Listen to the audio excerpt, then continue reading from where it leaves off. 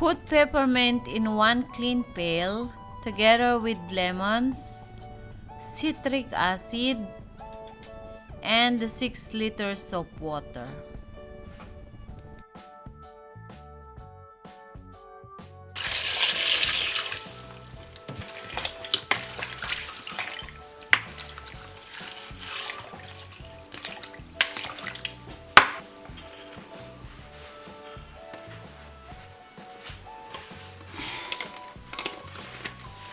Okay guys, let's wait 3 days for fermentation and put it far from direct sunlight.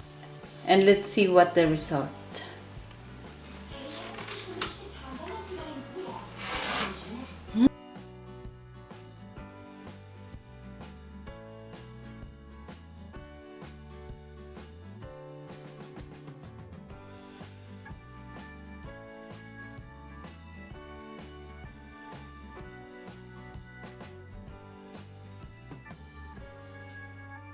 Guys, it's up to you if you want to use only strainer, but for me, I prefer to use extra clean cloth, or you can use also any available clean cloth in your home so that you can drain it properly and remove all the excess particles that you don't need it in the syrup.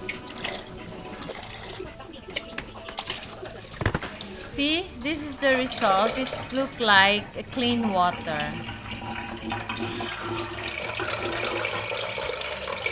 In this case, we are going to add the 6 kilograms of sugar. And then mix it properly or dissolve it properly before start cooking.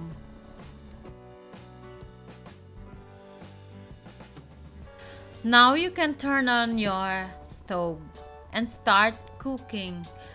Let it boil for at least 3 to 4 minutes.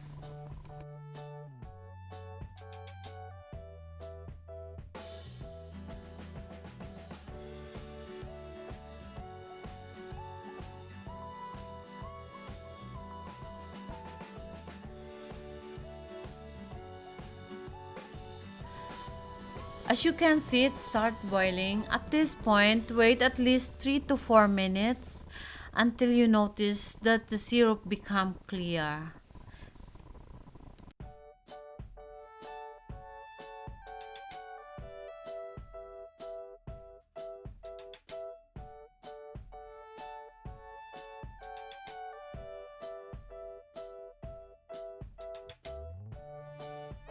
In this procedure, you can make at least 10 to 12 liters of syrup.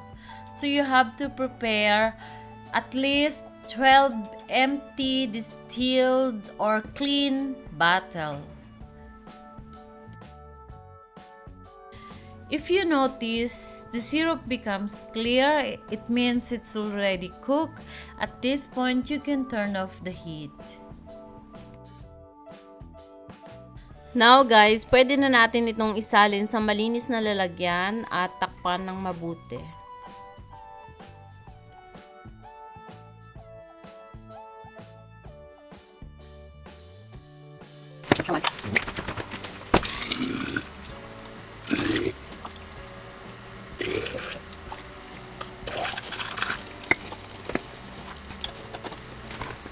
You can stock the syrup up to 6 months, but make sure that the bottle is covered properly so that it will not have molds, and avoid direct sunlight.